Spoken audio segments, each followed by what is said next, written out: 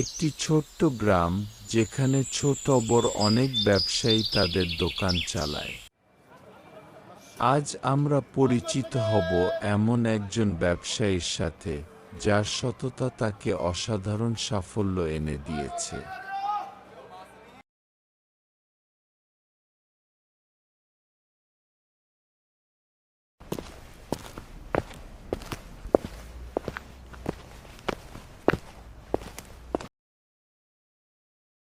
ভাই, এই চালটা কেমন?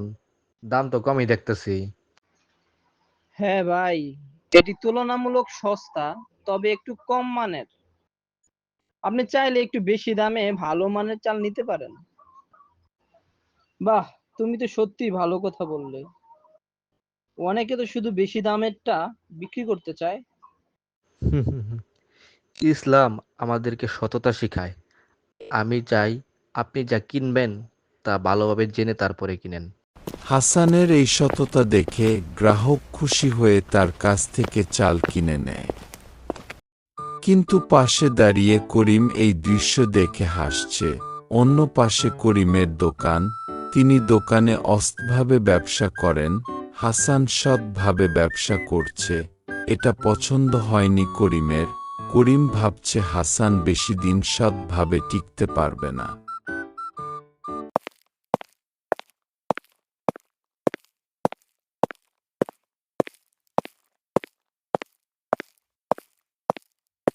বাবা, ভালো মানের ডাল দাও তো।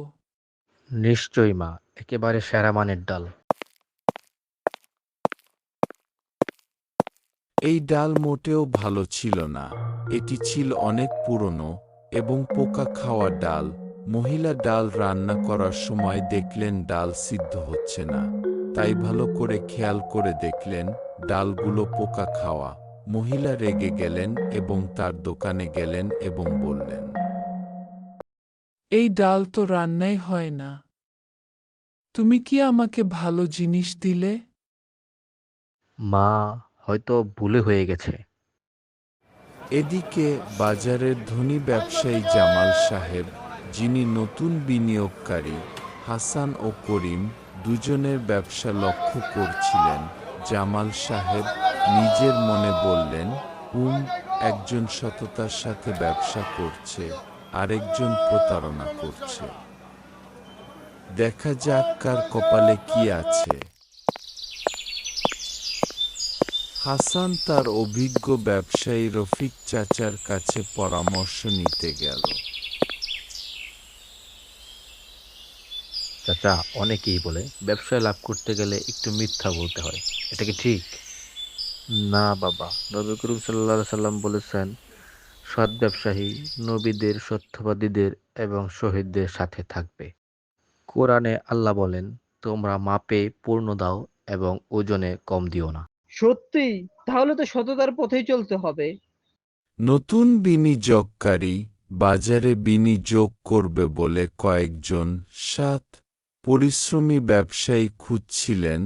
তাই তিনি নামাজ শেষে মসজিদের মুসলিমদেরকে জিজ্ঞাসা করছিলেন, এখানে সবচেয়ে সৎ ব্যবসায়ীকে?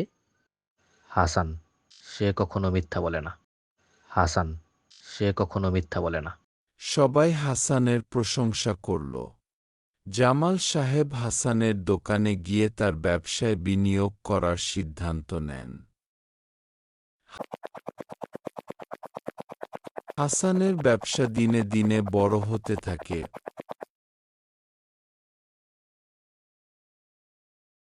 অন্যদিকে করিমের প্রতারণার কথা আরও ছড়িয়ে পড়ে, ফলে তার দোকানে ক্রেতা কমতে শুরু করে। একসময় সে বড় লোকসানের মুখে পড়ে। করিম আফসোস করে, আমি এতদিন ভুল করেছি। ব্যবসার জন্য শুধু টাকা কামানো নয়, সততাও জরুরি। রফিক চাচা, হ্যাঁ, এবং কুরআনে আছে, যে ব্যক্তি তওবা করে ও ভালো কাজ করে, আল্লাহ তার গুনাহ ক্ষমা করে দেন। করিম আলহামদুলিল্লাহ বলে, আজ থেকে আমি সৎ ব্যবসা করব। 1 বছর পর বাজারে হাসানের বড় দোকান, করিমও সততার পথে ফিরে এসেছে, আলহামদুলিল্লাহ। ব্যবসায় সততা থাকলে আল্লাহ বরকত দেন। এই গল্প আমাদের শেখায়, সততা কখনো ব্যর্থ হয় না, বরং তা দীর্ঘমেয়াদে সফলতা ও বরকত নিয়ে আসে।